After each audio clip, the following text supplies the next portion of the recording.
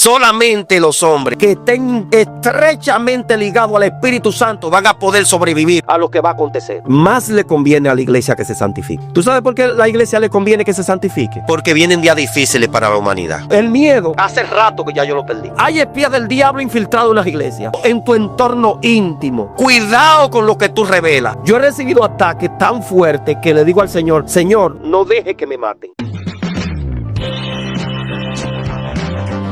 ¿Por qué tú dudas lo que yo te prometí? Entonces, en ese nivel de búsqueda, voy a mostrar lo que no le he mostrado a otros. Dios les bendiga, Dios les guarde a todos de una manera muy especial. Bienvenido a su canal, Antonio Hernández Oficial Edificado. En esta ocasión pedimos a Dios que bendiga tu casa, tu familia y todo lo que Dios puso en tus manos. En esta ocasión me place tener el honor y la oportunidad de estar sentado junto al pastor Israel Matos. Pastor, Dios le bendiga mucho. Mira, para hablar de la gran tribulación específicamente, tenemos que hablar, hay diferentes factores proféticos. La profecía para estos últimos tiempos y lo que se refiere realmente a la gran tribulación, eso tiene mucha tela que cortar. Eso necesitaríamos 2 o 3 programas para esto, pero vamos a ver hoy lo que Dios nos permite hacer. De verdad que si a veces tú supieras que yo no doy entrevista, la gloria sea para Dios, tú me has convencido de estar aquí contigo y es una bendición porque tú eres canal de bendición. Inclusive por eso estoy aquí, porque eres hombre de bendición, hombre de reino. Porque una cosa es una persona que predique, pero los hombres de reino están escaseando. Para hablar de la gran tribulación es necesario que abarquemos varios aspectos fundamentales. De la gran tribulación se habla prácticamente en la Biblia entera. Hay profetas que le llaman el día de Jehová. Gloria al Señor. Desde los tiempos del Éxodo se está hablando de la gran tribulación, pero hay gente que no entiende eso y de la venida del Mesías, porque están intrínsecamente ligados. Por ejemplo, ahí tenemos la profecía de Jeremías, que están en Jeremías 25 días hasta el 11 y 29 10. Está en la profecía de Daniel, de las 70 semanas, que Daniel habla en Daniel capítulo 9, en su versículo 24 hasta el 27, explícitamente habla es de una interpretación de la profecía del profeta Jeremías. Tú sabes que Daniel y Jeremías fueron prácticamente contemporáneos, porque Jeremías profetiza la cautividad de la ciudad de Israel y la destrucción de Jerusalén. Entonces, Daniel estaba en la cautividad, fue llevado a la cautividad muy joven. Ahí también estaban los 3 jóvenes que le pusieron Sadrach, Mesach y Abednego. Entonces Daniel es uno de los profetas. Ese hombre yo creo que no comía, porque él vivía y tuvo las revelaciones. ¿Tú sabías que parte del libro de Apocalipsis lo empezó Daniel? ¿Cómo? Sí, mira, inclusive Daniel se le da una orden. Sí, sella la palabra de este libro que no son para estos tiempos. Ahí tú lo consigues en la oración de Daniel, en Daniel capítulo 10, sí, versículo 11 hasta el 13, cuando el ángel se le presenta y le dice, tú eres muy amado, a mí se me dio una orden en el cielo, de eso hablábamos tiempo atrás. A mí se me dio una orden en el cielo de que tú te postraste y decidiste en tu corazón humillarte ante tu Dios. A mí se me dio una orden en el cielo, solo que tuve oposición durante 21 días por el príncipe de Persia. Aquí nos da una revelación tremenda. Fíjate que un ángel viene del cielo, llamado Gabriel, y un principado se le opone en Persia para que no baje a darle esa información a Daniel. Pero fíjate que él le dice una revelación profunda. Daniel, desde que tú te postraste y decidiste en tu corazón humillarte ante tu Dios, a mí se me dio una orden en el cielo. ¿Tú sabes lo que el ángel le está revelando a Daniel? Que un hombre en oración es más poderoso que un ángel que venga del cielo. ¿Tú sabes por qué te digo esto? Hay gente que no sabe lo que significa tú orando ante la presencia de Dios, porque cuando tú oras delante de la presencia de Dios y te metes en esa profundidad espiritual y eres un hombre que está santo ante la presencia de Dios.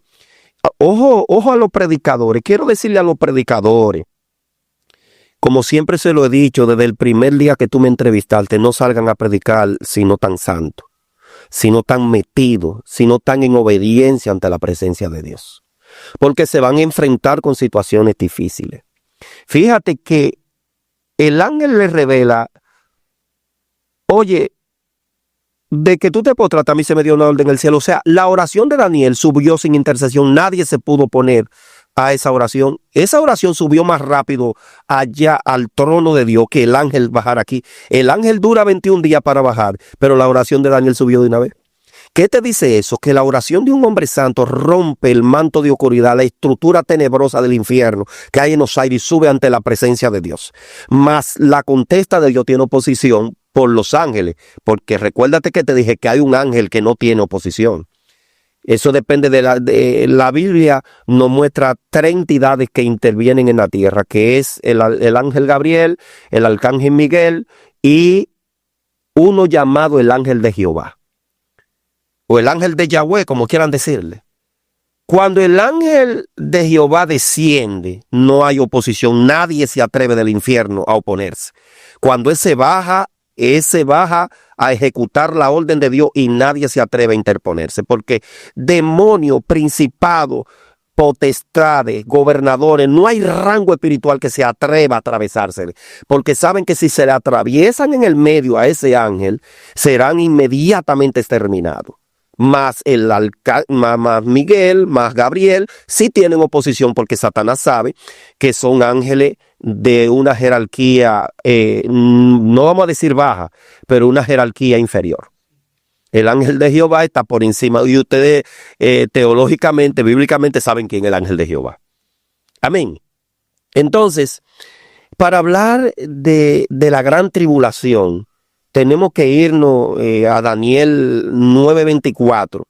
Daniel 9:24 hasta el 27, ahí se da un claro detalle de lo que es la profecía de la gran tribulación, o de las 70 semanas, vamos a decir. Daniel descubre que hay una profecía que Jeremías dio en Jeremías 25:10 hasta el 11 y Jeremías 29:10. Él dice que el pueblo iba a estar cautivo por 70 años. Entonces ya Daniel se da cuenta de eso y Daniel empieza a clamar a Dios, empieza a orar. Señor, mira la profecía, ya se están cumpliendo. Señor, yo necesito, intercede por el pueblo. Lo que muchos predicadores no saben es que antes de tú ir a predicar, tú tienes que interceder por el pueblo. Porque el predicador es un alma de guerra de Dios. Para que usted sepa, el predicador, el profeta de Dios de estos tiempos es la venganza de Dios para el reino de la tiniebla. Muchos predicadores no se han dado cuenta que ellos son un arma de guerra en mano de Dios.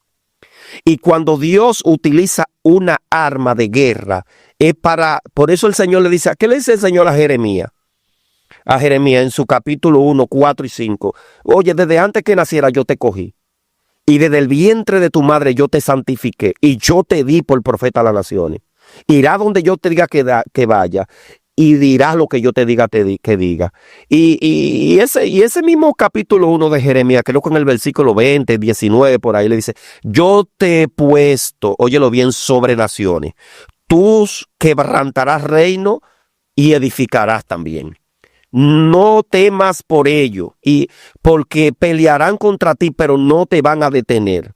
Óyelo bien, pelearán contra ti, pero no te van a detener. Entonces, lo que realmente Dios le revela a Daniel, cuando el ángel Gabriel en Daniel capítulo 9, en su versículo 24 al 27, le explica lo que son las 70 semanas. No son 70 años, como profetizó el profeta Jeremías, son 70 semanas. Pero esas 70 semanas se dividen en 3 periodos. ¿Cuáles son estos 3 periodos? El primer periodo son 7 semanas, que son 49 años. Estas 7 semanas, ahí se emite el decreto del rey Jerje, Altarjerje, donde el pueblo empieza a ser liberado. Y se ordena la restauración de Jerusalén y la restauración del templo. Fíjate que todo tiene que ver con Jerusalén y todo tiene que ver con el templo. Entonces, cuando empieza esta alia, el Señor a través de Gabriel le explica esto a Daniel y le dice, mira, esto se divide en 3 periodos. La primera 7 semanas, como te dije, ocurre el decreto de Jerje, 400 y pico de años antes de Cristo. Entonces, ese decreto lleva a la restauración de Israel, la restauración de la muralla de Jerusalén y la restauración del templo. Entonces, de ahí hay otro periodo que son 62 semanas. 62 semanas más 7 son 69 semanas. Que son 4, ahí suceden 434 años hasta el Mesías. Ese segundo periodo se cumple con la crucifixión del Mesías.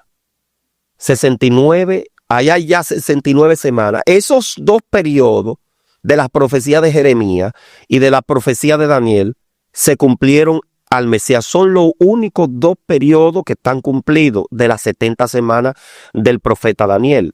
Entonces, ¿cuál es el periodo que falta? Una semana.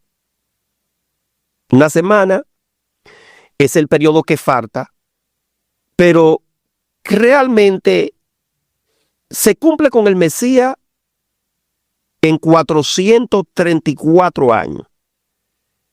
Que las 7 semanas son 490 años por todo. Pero se cumple 434 más 49, ¿cuántos son? 600. 434 años más 49 años. Eso viene siendo alrededor de 483. 483 años.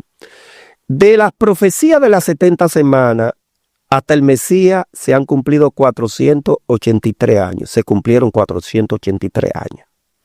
Entonces, el Mesías llega, es crucificado, es rechazado por el pueblo. Ojo con esto. El Señor lo dice, parándose en Jerusalén, dice, oh Jerusalén, cuántas veces quise juntarte. Eso está en Mateo 23, no me acuerdo el versículo. Cuántas veces quise juntarte como la gallina junta su polluelo y no me quisiste escuchar. Desde ahora no me veréis hasta que no diga bendito el que viene en el nombre del Señor. Habían pasado 483 años desde el primer decreto del rey Jerje hasta el Mesías. Habían pasado 434 años. Junto a las 7 semanas, 483 años. Esos 2 periodos se han cumplido de las 70 semanas que profetizó el profeta Jeremías en Jeremías capítulo 25, 10 hasta el 11. Y Jeremías capítulo 29, 10. Entonces, ¿qué sucede? Ya tenemos 2 periodos cumplidos. Tenemos 483 años hasta el Mesías. Desde el decreto de la profecía de las 70 semanas, las 7 semanas primero, que se empieza a libertar la cautividad, hasta el Mesías, 483 años. Tenemos el Mesías, ya fue crucificado, el Mesías vino, porque fíjate que las 70 semanas abarca la cautividad del pueblo, el decreto libertador y hasta la crucifixión del Mesías. ¿Cuántos imperios van? Unos imperios que fueron revelados en Daniel, la Biblia habla, Daniel 7. Sí, los 4 imperios. Daniel 7, creo que por ahí, Daniel 7, Daniel capítulo 7 habla de esos imperios que Dios se los revela a Daniel. Entonces, ¿qué sucede con eso? Las 70 semanas abarca hasta el periodo de Apocalipsis. Entonces, volviendo al tema ahorita, que Apocalipsis se empieza a escribir por Daniel. Apocalipsis se empieza a escribir por Daniel. Porque el ángel le dice a Daniel en Jeremías, en Daniel capítulo 10, 11, 12 y 13, le dice, oye, sella la palabra de esta profecía que no son para estos tiempos, sino se cumplirán en los postreros tiempos. Pero ¿qué sucede? En la visión del apóstol Juan, en Apocalipsis, que es lo que capítulo 5, capítulo 4 habla de la adoración celestial. Ahí se ven los 4 seres vivientes, los 24 ancianos, y toda la jerarquía, los 7 espíritus de Dios que están sobre la tierra. Entonces, allí en Apocalipsis capítulo 5 dice que se escuchó una voz del cielo y que se apareció un ser viviente con un libro sellado. ¿Cuál tú crees que era ese libro que estaba sellado? El libro que el ángel manda sellar a Daniel. Entonces, ese libro permanece sellado, ese libro profético permanece sellado hasta Apocalipsis capítulo 5. Que mira el compromiso que Dios tiene con un hombre santo, con un hombre que se dedique. Porque yo te voy a decir una cosa, pero para no ir, que no se me vaya el hilo. Mira el compromiso que Dios tiene con los hombres santos, con los hombres de oración, con los hombres íntegros, que le da un privilegio tan grande de sellar algo espiritual. Porque la Biblia dice en Osea que el Dios trastorna el tiempo y muda las edades. Dios tiene control del tiempo porque Dios no es igual que el hombre. El pasado del hombre, el presente del hombre es el futuro. Dios está en el futuro, Dios está adelante. Y cuando Dios te promete algo a ti, Dios ya lo ha construido y viene y en tu presente te lo promete, pero ya tu futuro está construido. Entonces son de las grandes maravillas de Dios. Lo que Dios, yo te voy a dar una revelación aquí, lo que Dios ha profetizado del pasado ya está hecho. Ya está hecho. No vamos a decir que ya ha acontecido, pero ya está hecho. ¿Por qué ya está hecho? Porque es palabra eterna. Cuando Dios abre la boca, se cumple, porque ya está hecho. En el mundo espiritual ya está hecho. Entonces, mira cómo Dios honra a un hombre. Le dice el ángel Gabriel a Daniel, sella la palabra, Daniel capítulo 10, del versículo 10 en adelante, sella la palabra de esta profecía que no son para estos tiempos. Son para los postreros días. Apocalipsis capítulo 5 se aparece un ser viviente con un libro en la mano sellado. ¿Cuál tú crees que era ese libro? Ese mismo libro que Daniel selló. Él hace más de 2000 años, casi 3000 años. Porque desde Daniel hasta el Mesías sucedieron 434 años. Alrededor de 460 años. Calcula de los 2000 y pico que tenemos, los 2025. Estamos hablando que cercano a 2500 años el Señor le dice a un hombre santo a través de una entidad celestial, le dice, sella la palabra de esta profecía que no son para estos tiempos. En el año que fue la revelación de Apocalipsis, que se calcula que fue después de la destrucción de Jerusalén. Sí, por ahí. Entonces el Señor le revela al apóstol Juan en la isla de Pasmo, en aquella visión. Mira, en el Apocalipsis capítulo 5 le dice, mira, la Biblia dice que una entidad celestial tiene un libro en la mano, sellado, y dice que no se halló nadie, ni en el cielo, ni en la tierra, ni debajo de la tierra, que fuera digno, oye, lo que un hombre selló, de desatarlo, y ni siquiera mirarlo. Pero ¿quién selló ese libro? Mira lo que es un hombre de Dios, un profeta, un hombre santo, que ya había muerto hace tantos años, alrededor de 500 años ya Daniel tenía de fallecido, y el Señor le revela a Juan en la isla de Pasmo, en la visión apocalíptica, hubo un hombre llamado Daniel, parafraseando yo, que selló un libro, y ese libro lo tiene ese ser viviente ahora en la mano. Y la Biblia dice que no se halló nadie digno, ni en el cielo, ni en la tierra, ni debajo de la tierra, que fuera capaz de desatar, de quitar estos sellos, ni siquiera aún mirarlo.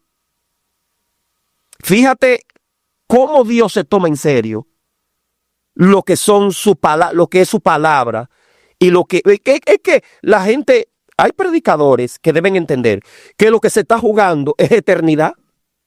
Lo que se está jugando es vida eterna. Y yo veo esta gente tan afanado construyendo un futuro terrenal. Lo que va a pasar, va a pasar.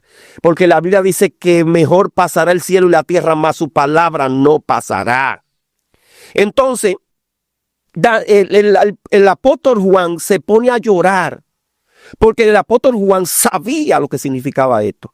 Óyeme, pero es necesario que estos códigos se revelen. Es necesario que esta palabra se revele. Que se revele lo que está escrito ahí. Y si no hay nadie en el cielo, ni la tierra, ni debajo de la tierra, que ni siquiera pueda mirar este libro, Daniel ya está muerto. ¿Qué vamos a hacer? ¿Cuál será el futuro de la humanidad? ¿Cuál será el futuro de los mártires? ¿Cuál será el futuro de todos esos hombres que murieron? De todos esos hombres que derramaron su sangre, que le cortaron la cabeza, que murieron apedreados. ¿Qué será? Se acabó la palabra, se acabó la fidelidad. Entonces hay un ángel que le dice, espérate, ten paz, que hay uno digno. Y la Biblia dice que en medio de la corte celestial, gloria, se aparece un cordero como inmolado, que eso significa el cumplimiento de la profecía del Mesías. ¿Qué significa como inmolado? Como inmolado significa como muerto, pero que está vivo. Como crucificado. Él se apareció con ropa teñida en sangre. Hay gente que no sabe que cuando Jesucristo aparezca en su caballo, vendrá. Hay gente que piensa que el color del manto de Jesús será blanco y no será blanco. El color del manto de Jesús será rojo sangre. Dice, con un manto teñido en sangre, que significa la crucifixión y el pacto de sangre que Jesucristo hizo en el Calvario. Entonces, dice, espérate, óyeme, la raíz de David, el cordero, el que derramó su sangre por todos nosotros, y con su sangre redimió toda tribu, lengua, raza. Ojo con esto, toda tribu, lengua, raza, fueron redimidas por esa sangre. Él es digno de desatar la palabra de esta profecía. Inmediatamente este cordero toma esta palabra de esta profecía. Pero ahí vamos. Tenemos las primeras 7 semanas, que son 49 años. Empieza la restauración de Jerusalén. Ahora, la pregunta es, ¿qué debe cumplirse? Porque todo está en esas 70 semanas. ¿Qué debe cumplirse? Ya se ha cumplido la primera restauración del templo. 49 años, 7 semanas. 62 semanas hasta el Mesías, 434 años. Tenemos 483 años, pero nos falta una semana. ¿Dónde está esa semana? Entonces, pastor, para que podamos entrar en contexto. Sí, la gente que está en Israel, hubo un paréntesis, por así decirlo, donde de esas 69 semanas, con la muerte de Cristo se detienen.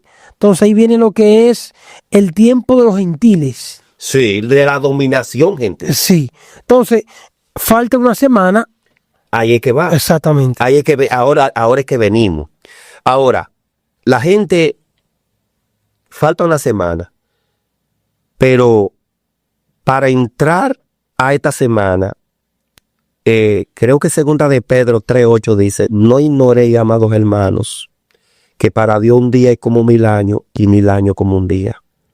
El Salmo 94 dice que un día para Dios es como la vigilia de la noche. Amén. Entonces, lo primero que tenemos que revelar es lo siguiente. Osea 6:2 creo que es, libro de Osea dice, le daré vida después de 2 días y al tercer día vendré a ellos y viviremos juntamente con él. Está hablando de 3 días. El Señor le revela a Moisés en Éxodo, creo que capítulo 19 por ahí, le dice, óyeme, agarra el pueblo y santifícalo durante 2 días, que al tercer día voy a descender a ellos. ¿Cuántos días Jesús dura en el sepulcro? 3 días. 3 días. Tenemos que ir a numerología.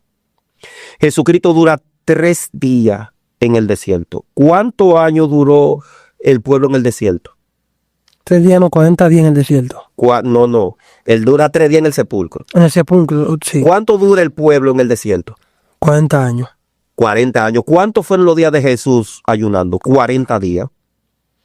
Todo está implícitamente relacionado con el número 7, el número 40 y el número 3.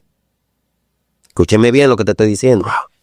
Entonces, hay algo, Jesucristo dice que por ejemplo, a los apóstoles, a los fariseos, perdón, ustedes están pidiendo señal y señal no se le era dada sino la señal del profeta Jonás. Que así como el profeta Jonás duró 3 días y 3 noches en el corazón del mar, en el vientre del pez, así el Hijo del Hombre dura 3 días y 3 noches en el corazón de la tierra. En el corazón de la tierra. Hay algo que voy a revelar aquí ahora. He escuchado muchos predicadores, muchos teólogos. Mira, hay gente que está equivocado con la Iglesia Católica. La Iglesia Católica tiene unos teólogos tremendos. Y ellos saben la verdad. Lo que pasa es que están comprometidos demasiado con el anticristo ya. Y con el dinero y el mundo. Y la geopolítica. Porque hay algo muy importante que tengo que decirte. La geopolítica tiene que ver intrínsecamente con la profecía. La geopolítica es la plataforma del anticristo. Yo quiero decirle algo. Más le conviene a la iglesia que se santifique. Lo que más le conviene a la iglesia es que se santifique. ¿Tú sabes por qué a la iglesia le conviene que se santifique? Porque vienen días difíciles para la humanidad. Tenemos una potencia llamada China que está creciendo exponencialmente, abrumadoramente, y tenemos a una potencia estadounidense que va en decadencia. Hello. Entonces, yo hago la pregunta. Cuando ahora mismo hay gente que está alineado con China y está alineado con Estados Unidos. Cuando Estados Unidos caiga como potencia hegemónica del mundo y no ejerza la geopolítica que ejerce ahora, ¿qué será de esos países que estaban alineados con Estados Unidos? Entonces, hay algo muy importante que tengo que decirle. Rusia está en la profecía. Usted sabe que Rusia es Gog y Magog. China está en la profecía. Tenemos una economía china que está creciendo en tecnología, en el gigante asiático está, eso es indetenible. Quieren conquistar la luna, quieren hacer base en la luna. Todo eso es geopolítica para controlar un pequeño planeta de una pequeña galaxia llamada la Vía Láctea. Porque yo escucho estos líderes mundiales, vamos a decir, de las potencias más poderosas. Escucho estos líderes mundiales hablando de que tengo bomba atómica. Ahora mismo, recientemente, hay una lista de los 9 países que tienen más armas nucleares, que Estados Unidos es el segundo y Rusia es el primero. Pero se llevan como 60 bombas nucleares, porque Estados Unidos tiene 5,000 y pico de bombas nucleares. Israel ocupa la cuarta o la tercera, que tiene 90 ojivas nucleares. Corea del Norte tiene 60. Y son 9 potencias que tienen esas bombas nucleares. Y ellos se creen los dioses de la tierra con eso. Pero yo lo invito a los líderes de las grandes potencias, y ellos lo saben porque manejan las agencias cósmicas más poderosas, con inversiones más profundas. Solamente hay un organismo más poderoso que esas agencias, como la NASA y el Centro Espacial Europeo, la agencia de Rusia. y la China. Solamente hay una organización que maneja informaciones más que ellos todos juntos, que la CIA, que la KGB, que el instituto, que el Scotland Yard de Inglaterra. ¿Sabe cuál es esa institución que maneja más informaciones? ¿Cuál? La Iglesia de Cristo. Dios mío. La Iglesia de Cristo maneja más informaciones que todo eso. Y no tiene que invertir un chele. Solamente tiene que meterse con Dios. Porque Dios la Biblia dice, nada acontecerá sin que antes Dios se lo muestre a sus siervos los profetas. Los predicadores tienen que entender algo, que ahora mismo entramos en un nivel que solamente los hombres que estén metidos con Dios van a poder sobrevivir a esta jungla espiritual. Wow. Solamente los hombres que estén estrechamente ligados al Espíritu Santo van a poder sobrevivir a lo que va a acontecer. Entonces, hay entidades demoníacas que saben que nosotros, y me incluyo, la gloria sea para Dios, incluyo esos hombres de Dios que están metidos profundamente con Dios, que saben que nosotros sabemos que ellos son reales. Y ya no están tan ocultos a nosotros. Porque en cada país que yo voy, yo soy atacado. Y no son ataques ya de que en sueño, es casi literal. Ahora mismo en Canadá yo tuve un ataque que una fuerza que venía de abajo, porque las fuerzas tenebrosas no vienen de arriba. Ellas te atacan de abajo hacia arriba. Y yo sentí yo he tenido que emplearme bien a fondo. El miedo, hace rato que ya yo lo perdí. Cuando yo viajo a diferentes países, yo estoy esperando un ataque. Por eso depende donde a ti te hospeden, depende de la casa o el apartamento o el hotel donde tú estés, prepárate que vas a recibir un ataque. Yo he recibido ataques tan fuertes que le digo al Señor, Señor, no deje que me maten. No deje que me maten, yo estoy aquí cumpliendo una misión tuya. Yo te voy a dar un testimonio que a mí me pasó en Suiza.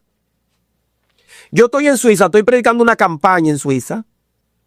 Eso fue hace alrededor de unos 10 años, no me acuerdo muy bien. Y cuando estoy predicando la campaña, voy a predicar, yo estaba en Zúrich, y voy a predicar a otro sitio. Yo llevo un maletín y ahí se me perdió, se me fue todo. En el tren se me fue, óyelo bien, documento, pasaporte, visado. Se me fueron dinero, se me fue todo. Solamente quedé el teléfono porque lo tenía en la mano. Y yo iba para otro sitio a predicar. Pero yo predicaba, yo tenía un familiar en ese otro sitio, en una ciudad llamada Basel, que viven unas hermanas mías. Y yo voy a predicar para allá, pero que me fui antes, yo predicaba el domingo, pero me iba un lunes, creo, un martes, para pasarme una semana con mis hermanas. ¿Y qué tú crees? Se fue todo ahí. Y quiero saludar a la pastora Ruth y la pastora Islandia. Dios mío. Allá en Suiza. Y entonces cuando yo termino de predicar esa campaña, que se me va ese maletín, mi hermana, yo tengo una hermana que vive en Zúrich, Suiza, y ella estaba, ¿qué vamos a hacer? Le digo yo, nada, vamos a orar. Fuimos a la estación del tren y pusimos una denuncia en el tren. Y cuando yo llego primero me dice mi hermana, vamos a llegar al consulado de Zúrich, al consulado dominicano, para ver qué te dicen. Cuando voy al consulado dominicano, ¿sabe qué me dijo una muchacha? No sé si era cónsul o qué, o trabajaba ahí. Me dice, mire, usted está indocumentado aquí. Usted lo que le pertenece es una carta de ruta y regresar a Santo Domingo. Porque eso es lo que el diablo quiere, que el predicador, que el hombre de Dios, que el mensajero de Dios, que el enviado de Dios, que está cubierto con la sangre de Cristo, llegue en vergüenza por el patio de atrás. Usted no está llamado a entrar por el patio de atrás. Usted salió por aeropuerto, usted salió con documentos. Dios lo envió a usted y cuando Dios envía, respalda. Sí. ¿Qué yo hice? Yo lo siento, mi amor, yo no quiero ninguna carta de ruta. Yo voy a regresar a mi país con mi pasaporte. ¿Cómo que usted va a regresar con su pasaporte? Usted sabe, usted va a tener que esperar meses aquí para enviarle ese pasaporte. Lo que ella no sabía, que yo no estaba hablando a ella de embajada, yo le estaba hablando del reino de los cielos. Porque Jehová gobierna, Jehová es que gobierna todo aquí abajo. Y eso es lo que muchos predicadores tienen que entender. Y cuando yo llego a la casa, tuve que regresarme a la casa. Yo estoy orando en la noche porque se me hizo de noche. Yo no había visto una cosa que se haga de noche más rápido que un orófano. Cuando se me hace de noche, gloria al Señor, yo le estoy orando a Dios. Le estoy orando a Dios. Yo, Señor, mírame. Tú eres mi Dios. Yo no ando aquí en desorden. Yo ando aquí porque tú me permitiste venir aquí. Mira, yo no sé quién tiene mi maletín, pero tú sí lo sabes. Yo no sé si lo cogió un delincuente, yo no sé si lo tiraron en la basura, yo no sé lo que pasó con mi maletín, solamente tú sabes eso, porque tú eres que tienes el dominio, de lo que yo no puedo ver, eres tú que lo ves. Y yo te pido, Señor, que tú no me hagas ir en vergüenza, República Dominicana. ¿Tú sabías que hay cosas que suceden contigo y Dios que tú no puedes ni siquiera hablarla? Dios mío. Hay gente que tú no puedes permitir que entren a tu entorno. Tú tienes que agarrar. Hay informaciones tuyas espirituales que no todo el mundo puede saberla. Hasta que Dios no haga lo que tiene que hacer contigo. Y hay gente que viven dando informaciones de ellos. Óyeme, la Biblia dice que de toda cosa guardada, guarda tu corazón porque de ella emana la vida. Cuando tú le entregas informaciones confidenciales tuyas, que son tuyas y de Dios, a otra persona, tú le estás dando un poder sobre ti. Y tú no sabes quién es esa persona. Tú no sabes si eso es un enviado de Satanás, que Satanás ha enviado que se infiltre en tu entorno, en tu intimidad para destruirte. Y hay informaciones que tú no puedes dársela a todo tipo de personas. Ahora mismo los predicadores, los hombres de Dios tienen que aumentar la capacidad de discernimiento de espíritu y tienen que aumentar la capacidad de visión para que sepan quiénes son las personas que se están introduciendo en el entorno espiritual tuyo. Tú no puedes darle información a todo tipo de personas porque hay espías del diablo. Hay espías del diablo infiltrados en las iglesias. Hay espías del diablo infiltrado en tu entorno íntimo. Cuidado con lo que tú revelas. ¿Sabe qué le dijo el Señor Jesús a Pedro? El Señor Jesucristo a Pedro.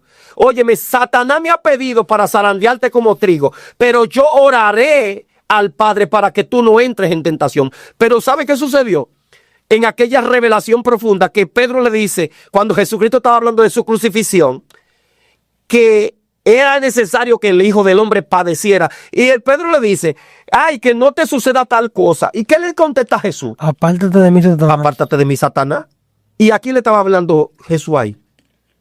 ¿Le estaba hablando a Pedro o al que estaba hablando, el que estaba usando la boca de Pedro?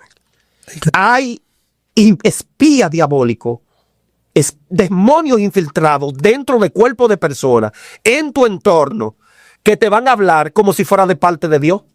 Pero Jesús, fíjate que Jesús no le habla a Pedro, le habla a Satanás. Apártate de mí, Satanás. Pero ¿qué hay que tener para eso, Antonio? ¿Qué hay que tener para eso? Discernimiento y visión. Porque hay dos tipos de posesiones, posesión pasiva y posesión convulsiva. La posesión pasiva es la más peligrosa. La posesión pasiva es una persona que está endemoniado y tú ni cuenta. El que no tiene visión, ni cuenta se da que esa persona está poseída. Igual que el hombre que está lleno de Dios.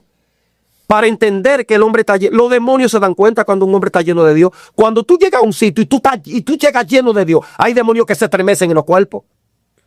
Demonios que te miran mal, que se estremecen en los cuerpos. Mira, cuando tú chocas mirada con esas personas que tienen esas posesiones pasivas. A mí me sucedió ahora en Canadá, en una iglesia que visité.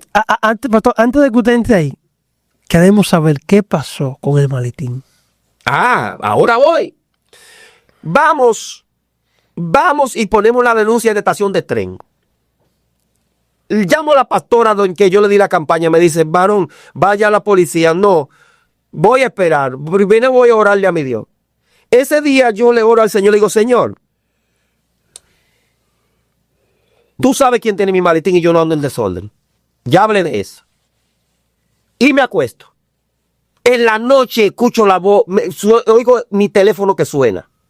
y tengo un éxtasis, tengo una experiencia con el Eterno. Y cuando el teléfono suena, yo puse una muchacha llamada Yumilka, que en Suiza se hablan varios idiomas, pero entre ellos es más el alemán. Yo no sabía hablar alemán, Yumilka sí sabía. Yo puse el correo de Yumilka y puse el teléfono de ella. Y en la revelación, la misma noche del día que el maletín se me pierde, se me va en el tren, la misma noche de ese día, yo tengo una revelación que suena mi teléfono. Y cuando suena mi teléfono, escucho la voz de Yumilka, me dice: pastor, su maletín apareció. Apareció su documento, sus papeles, su dinero, todo apareció. Tengo esa revelación. Cuando yo despierto de esa revelación, siento paz y le doy gracias a Dios. Y digo: gracias, Señor, ya todo está resuelto.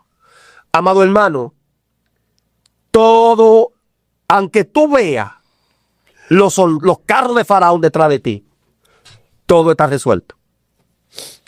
Clama a mí y yo te responderé y te mostraré cosas profundas y ocultas que tú no conoces. Hay gente, Jeremías 33:3, hay gente que no sabe eso. Hay gente que no sabe que un profeta llamado Jonás clamó desde el vientre de un pez en el corazón del mar y de allá lo escuchó Dios. No importa dónde tú estés, Dios te va a escuchar. Y yo clamé y dije: Señor, devuélveme mi maletín. Tú puedes hacerlo. El asunto está en que tú creas que Dios puede hacer la cosa. Que tú no limites a tu Dios. Porque Dios no se limita. Para Dios no hay nada imposible. Al otro día, le digo a mi hermana: Raquel, ya el maletín apareció. Dice ella: ¿cómo? ¿Y dónde está? Digo: yo no sé.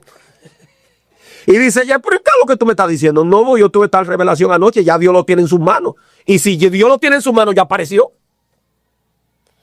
Y tal vez alguna gente que esté escuchando este medio, tal vez le esté sucediendo algo parecido al mío. No importa lo que tú hayas perdido, no importa lo que se haya extraviado, no importa lo que tú creas a dónde ha descendido. Hay un Dios que devuelve cosas. Dios. Hay un Dios que devuelve ministerio. Hay un Dios que devuelve la vista al ciego. Hay un Dios que restaura, que levanta. No importa que te haya hecho velorio a nivel espiritual. Dios te restaura, Dios te fortalece, Dios te cura, Dios te sana. ¿Qué sucedió, Antonio? Que al otro día le digo yo a mi hermana: mira, vamos a poner la denuncia para que me den un documento para yo moverme aquí en Suiza y en la Europa. En lo que mi maletín llega a mí. Yo estaba tan seguro que mi maletín iba a volver a mí como que iba a almorzar ese día. Yo tenía esa seguridad. ¿Qué sucede? Llega el sábado, ya yo tengo que predicar el domingo en una ciudad llamada Basilea. Le digo a mi cuñado: llévame en carro, que estaba como 1 hora y pico. De Zurich a Basilea, 1 hora y pico. Llévame en tu carro, que ya yo tengo este papel, pero no quiero moverme en tren. Y el cuñado mío me lleva en su carro. Cuando llegamos a Basilea, ¿qué tú crees que pasó? Yo no tenía wifi. Cuando llego ante mi hermana, dijo: ponme la clave, que estoy esperando una llamada. Yo sentía ese fuego ardiente por dentro, que esa llamada ese día iba a llegar. Estoy esperando una llamada. Dios mío. Y yo sentía la unción del Espíritu Santo diciéndome: hoy es el día de tu victoria. Tu maletín apareció, le vamos a callar la boca al diablo. Como quien dice: la fe que tú tuviste en mí ha movido mi trono a tu favor. Yo he decretado a tu favor y tu maletín regresa. Cuando entro a la zona de Wi-Fi, yo tenía como 5 llamadas de Yumilka, la muchacha que Dios me reveló en sueño. La que yo puse el día que puse la denuncia. Y una nota de voz que decía: pastor, ¿dónde usted está? Ya usted salió de Suiza, ya usted está en Italia. Porque yo iba para Italia, yo tenía que predicar en Roma, una campaña. Y cuando yo la llamo, o le pongo no me pude comunicar con ella, le pongo una nota de Yumilka: no, yo estoy aquí en Suiza todavía. Yo estoy en Basel. Me dice ella: pastor, igual que la llamada que yo recibí en la revelación, por eso yo te digo que el presente de nosotros es el futuro de Dios. Ya Dios había hecho eso. Y lo mismo que yo tengo, que Dios trata conmigo, eso mismo me pone en la nota de voz. Pastor, su maletín apareció su dinero, apareció su documento, apareció todo, no se perdió nada. Pero ya habían llamado aquí a una joven llamada Yaneri, que es esposa de un pastor amigo mío llamado José Luis. Ya la habían llamado allá de Suiza, intentándose comunicar con ella. Es que todo Dios lo mueve a tu favor. ¿Y sabes qué, Antonio? Mi maletín apareció con todo. Dios me lo devolvió a mis manos. Algo que se perdió en una ciudad, no importa dónde se pierda, se puede meter en lo más profundo del mal y de ahí Dios lo saca para ti. Es que el diablo no puede. La gente cree que el diablo le cierra puertas. La Biblia dice en Apocalipsis 3, 7 hasta el 8, escribe el ángel de la iglesia que está en Filadelfia. Dile que yo soy el santo y el verdadero, el que tiene la llave y el que del trono de David, el que cierra y ninguno abre, y el que abre y ninguno cierra. No se le puede cerrar puerta al cristiano. Al enviado de Dios, el diablo no le cierra puerta. Hay gente que creen que a mí me están cerrando puertas. Y cuando el hombre cree que me cierran puertas, Dios me abre 7. Dios me abre 7. Entonces, el maletín aparece. Entonces, volviendo al tema, hay un periodo que no se ha cumplido. Entonces, desde la fecha de la profecía, desde la profecía de Jeremías hasta Daniel capítulo 9, 24 al 27, se cumplen 49 años de la profecía. 7 semanas. Sucede el decreto de Jerjes, 49 años. ¿Qué sucede después de ese decreto de Jerjes? Viene el periodo hasta el Mesías, 434 años, que son 62 semanas. Se cumple el periodo de la crucifixión. Se cumple el periodo de la crucifixión y la resurrección de Cristo.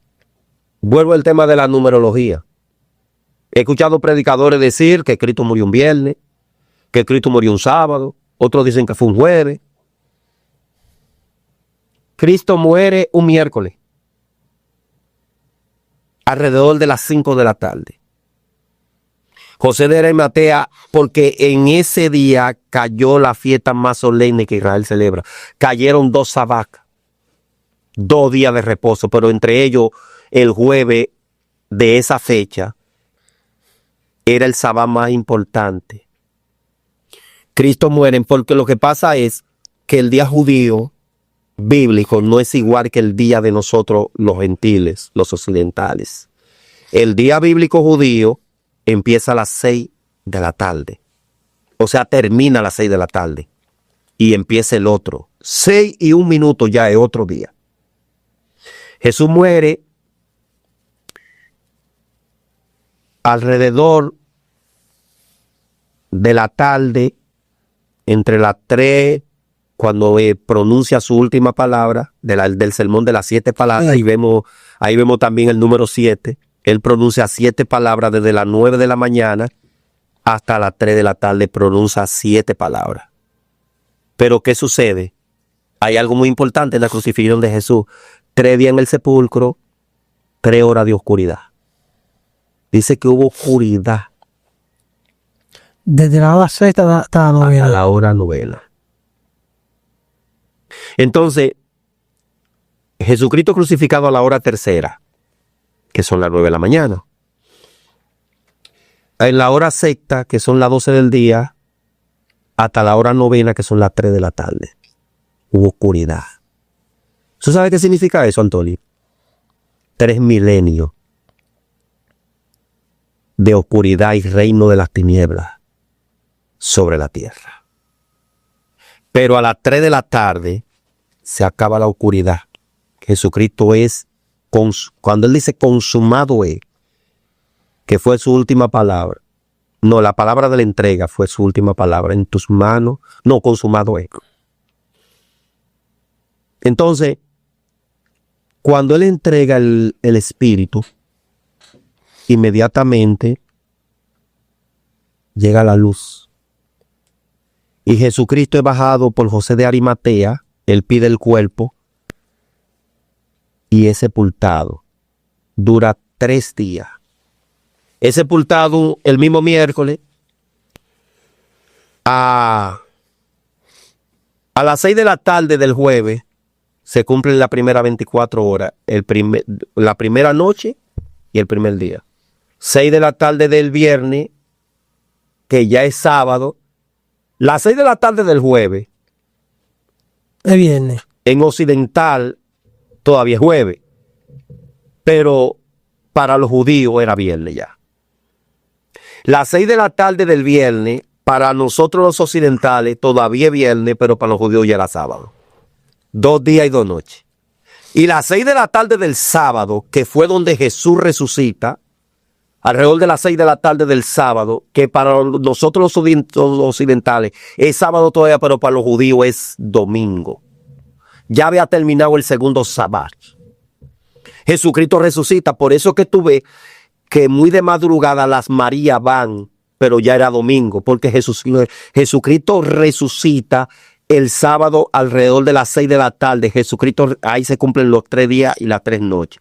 Pero ¿por qué se menciona el domingo? Porque ya a partir de las 6 de la tarde del sábado, que para nosotros es sábado todavía, pero para ellos era domingo. Por eso se menciona el primer día de la semana. Entonces, Moisés, en Éxodo capítulo 19, por ahí, su versículo 24, 20, por ahí, el Señor empieza a hablar con Moisés. Le dice, mírame, te doy 2 días para que el pueblo se santifique. Te doy 2 días para que el pueblo se santifique. Santifícalo hoy y mañana. Y ponle que al tercer día yo voy a descender a ellos. Voy a descender a ellos. Y no quiero que laven su vestidura. ¿Tú sabías que estos 2000 años son de lavar la vestidura de la iglesia? La iglesia tiene que lavar su vestidura. Los hombres de Dios tienen que lavar su vestidura. Las mujeres de Dios tienen que lavar su vestidura. Dile los hombres que no se lleguen a mujeres en estos 2 días. Pero no está hablando de su mujer, de su esposa, que no se lleguen. Tú sabes que en los tiempos de Moisés existía lo que será la segunda esposa y hacían sus travesuras por ahí. El Señor le da un mensaje claro: no quiero pecado en estos 2 días. No quiero nada que esté fuera de la ley. Eso es lo que el Señor le estaba diciendo. O sea, la iglesia ha tenido 2000 años para limpiar su vestidura. 2000 años para santificarse. Porque ya por ahí viene la semana número 7.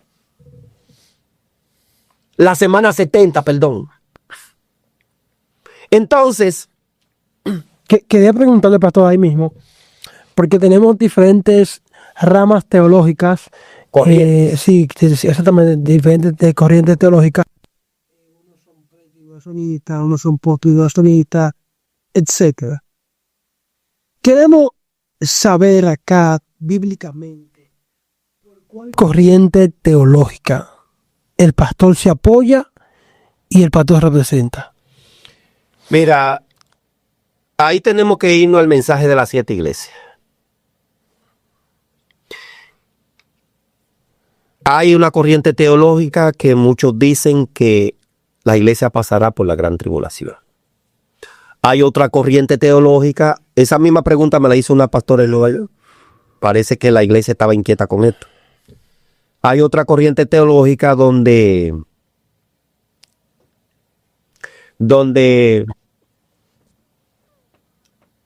el Señor, donde la gente dice que la iglesia no pasará por la gran tribulación. Tenemos un mensaje a las 7 iglesias. Ya hay 5 iglesias que están fuera. Sí.